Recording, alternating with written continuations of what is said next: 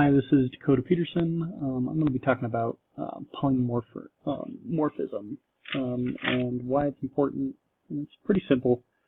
I think a lot of the examples that we use or that we are given were all fairly simple concepts. So polymorphism, according to the book, it allows derived classes to have methods with the same names as the method as their base classes. And so I'm using some of the source code from the book, but I mean, it's pretty straightforward. So I have a program. I accidentally made a console program. I wanted to make a Windows one, but so like my message box thing doesn't work, and anyway, it's still, I'm not going to run the code, but it's the same. It'll work. So basically, if we have a program that we want to have an animal and we want it to say what the species is, and then we want to say have it make a sound. So we make a class, and that class is animal. That's going to be our base class. We set up the constructor. We have species equal to species. We have the get setter for the species, and then we have a method that's make sound. And so this one, it's grr. And so whatever the species is, we make the sound.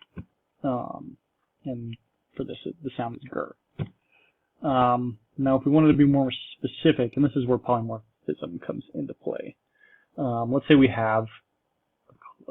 would make a class dog, and that we would what we would do is we would kind of link it to the animal class using the semicolon, and set up the exact same way. Instead of it being species, it's named, and ask what the name of the dog is.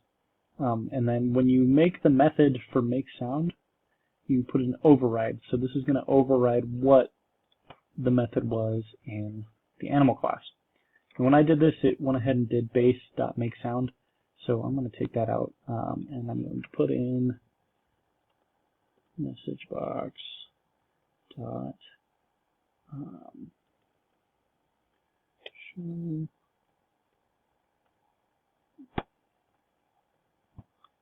then let's say wolf. And so if we were to run this same thing,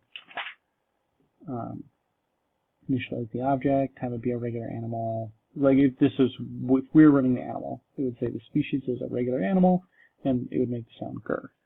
If we wanted it to be a dog, we would model it. We would actually create a new object, call it dog. You could list the name. Instead of species, we'd name the dog Fido. You would say my dog's name is Fido. And then when we called my dog, instead of my animal, it'd be my dog. You'd say make sound. That make sound you'd think it would come from here, but it's actually coming from here because they're linked. And it would override what this one was, and it would say wolf. So anyway, that's polymorphism. Pretty simple. It's just if you have things that are more specific and need both classes, or if you have something, that also, like things that are multifaceted and you can use elements of both classes, that's where polymorphism would come into play. Okay, thanks.